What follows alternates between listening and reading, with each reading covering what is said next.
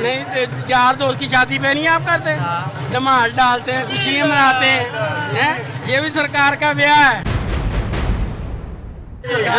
ہاں جی، سرکار کا بیاہ، ہاں جی، میلہ چراغا سرکار کا ہاں بیاہ ہی ہوتا ہے نا۔ ماتھا ٹیکتے ہیں آپ اندر جا کے۔ اچھا سر، عرس کے بارے میں ذرا تھوڑا سا ڈیٹیل میں بتا دیجیے گا کہ اس کی میننگ کیا ہے اور اس کی اصل میں حقیقت کیا ہے؟ سر اس کا کوئی دین سے تعلق ہی نہیں ہے، یہ اسی طریقے سے کہ آپ مجھے یہ پوچھیں کہ یہ جو فلاں پولیٹیکل جماعت کا جلسہ ہوتا ہے اس کی ذرا ڈیٹیل بتاتے ہیں۔ دین سے تو اس کا کوئی تعلق نہیں ہے، یہ ان کی اپنی ٹرمنالوجی سے بنائی ہوئی۔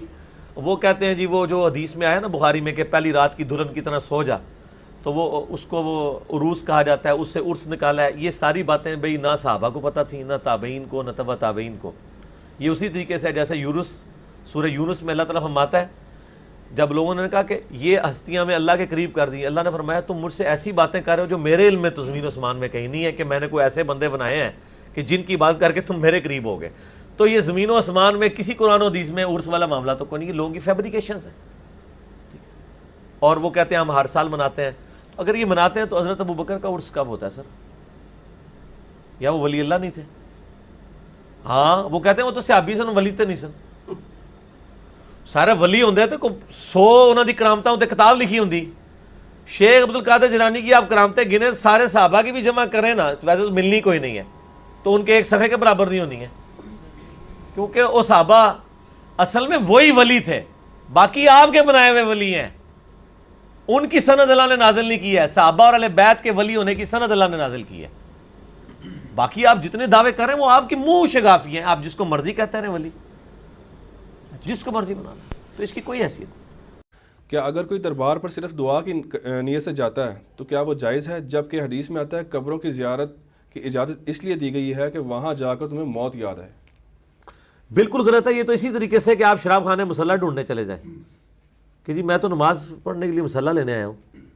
جو جگہ نبی علیہ السلام کی مخالفت میں بنائی گئی ہیں، ابو داؤد میں حدیث ہے، ایک صحابی نے کہا میں نے مقام بوانا کے اوپر 100 اونٹ اللہ کے نام پہ قربان کرنے ہیں۔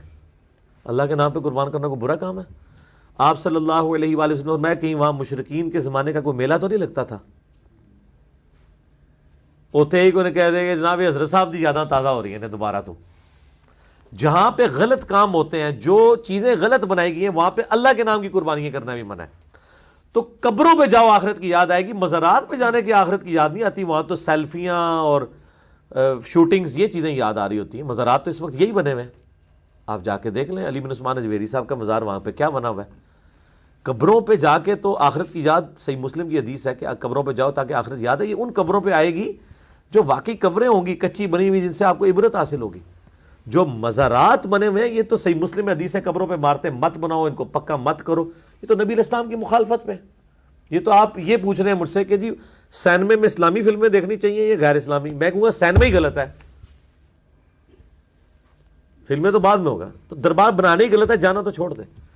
قطعاً کسی ایسے کام کو سپورٹ نہ کریں جو نبی علیہ السلام کی مخالفت کے اوپر ہے۔ اچھا اگلا سوال ہے کہ جی مزارات والے عورتوں کو کیوں نہیں روکتے؟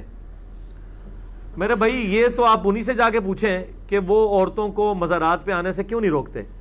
خود امام رضا بریلوی صاحب نے ایک کتاب لکھی ہے جس پہ انہوں نے لکھا ہے کہ عورتوں کی قبروں پہ حاضری حرام ہے، حالانکہ ہم نے صحیح الاسناد حدیث سے ثابت کی ہے۔ آپ یوٹیوب پہ جا کے لکھیں عورتوں کی قبروں پہ حاضری، صحیح مسلم سے میں نے احادیث ثابت کی ہیں کہ عورتیں بھی قبروں پہ جائیں گی اور انہوں نے بھی درس عبرت حاصل کرنا ہے۔ البتہ ترمذی میں، ابو داؤد میں ایک حدیث ہے کہ جو کثرت کے ساتھ عورتیں قبرستان جاتی ہیں ان پہ اللہ کے نبی کی لعنت ہے۔ کبھی کبھار تو عائشہ سے جانا بھی ثابت ہے اور نبی علیہ السلام نے حکم عام دی ہے، اور اس حوالے سے میرا وہ کلپ دیکھ لیں، اس میں نے علمی دلائل سامنے رکھے ہیں۔ عرب علماء اور یہاں پہ امام رضا بریلوی صاحب یہ اس ایک عجیب و غریب بات پہ متفق ہو گئے ہیں کہ جی عورت قبر پہ نہیں جا سکتی، عورت قبرستان جا سکتی ہے، البتہ کثرت کے ساتھ نہ جائے۔